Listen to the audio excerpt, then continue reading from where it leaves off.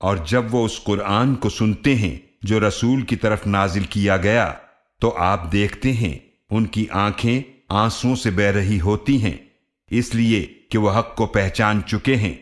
وہ عرض کرتے ہیں، اے ہمارے رب، ہم ایمان لے آئے، پس ہمیں حق کے گواہوں کے ساتھ لکھ لے۔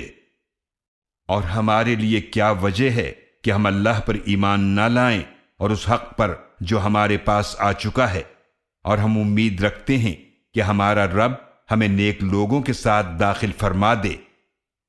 تو اللہ نے انہیں اس قول کے بدلے میں عطا فرمائے ایسے باغات جن کے نیچے نہریں بہتی ہیں، وہ ان میں ہمیشہ رہنے والے ہیں، اور یہی نیکی کرنے والوں کا بدلہ ہے۔ اور جنہوں نے کفر کیا اور ہماری آیتوں کو جھٹلایا تو یہی لوگ جہنم والے ہیں۔ اے ایمان والو، پاکیزہ چیزیں حرام نہ ٹھہراؤ جنہیں اللہ نے تمہارے لیے حلال فرمایا ہے، اور حد سے نہ بڑھو، بے شک اللہ حد سے بڑھنے والوں کو پسند نہیں کرتا۔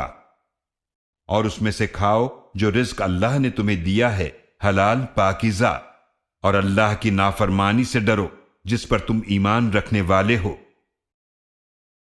اللہ تمہاری لا یعنی بے مقصد قسموں پر مواخذہ نہیں کرے گا، لیکن وہ تمہارا ان قسموں پر مواخذہ کرے گا جو تم نے پختہ ارادے سے کھائی ہیں، تو اس کا کفارہ 10 مسکینوں کو کھانا کھلانا ہے، اس اوسط درجے کا جو تم اپنے گھر والوں کو کھلاتے ہو، یا انہیں لباس پہنانا، یا ایک غلام کو آزاد کرنا ہے۔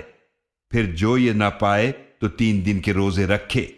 یہ تمہاری قسموں کا کفارہ ہے جب تم قسم کھاؤ اور اسے توڑ دو، اور اپنی قسموں کی حفاظت کرو۔ اسی طرح اللہ اپنی آیات تمہارے لیے کھول کھول کر بیان فرماتا ہے تاکہ تم شکر ادا کرو۔